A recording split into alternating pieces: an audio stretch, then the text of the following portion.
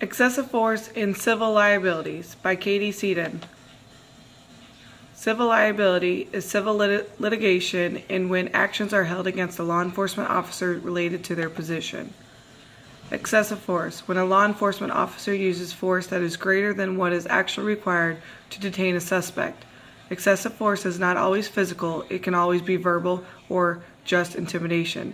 An example is when a suspect is asked to get out of the car and is non-resistant, and the officer just throws you against the car, searches you, but then lets you go on your way. That is an example of excessive force. Excessive force lawsuits are usually filed in state courts as torts for assaults or battery. Tort is a wrongful act that results in injuries between people or property.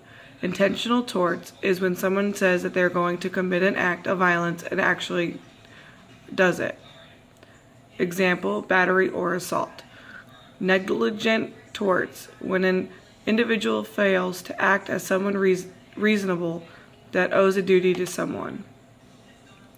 Limit or correct emerging issues, training and study. Training, continuous training to law enforcement officers should be implemented in all agencies. Constant reinforcement of duties and practices in place for the officers to follow may reduce the risk of civil litigations. Many law enforcement agencies have requirements for continued education, which is also required for their certification. Study, law enforcement accreditation in another way for agencies to show that they follow standards of law enforcement. CALE, Commission on Accreditation for Law Enforcement Agency, proves public safety services. With CALEA programs and accreditation, more civil litigations are dismissed. This is a voluntary program and shows that law enforcement agencies are establishing professional excellence.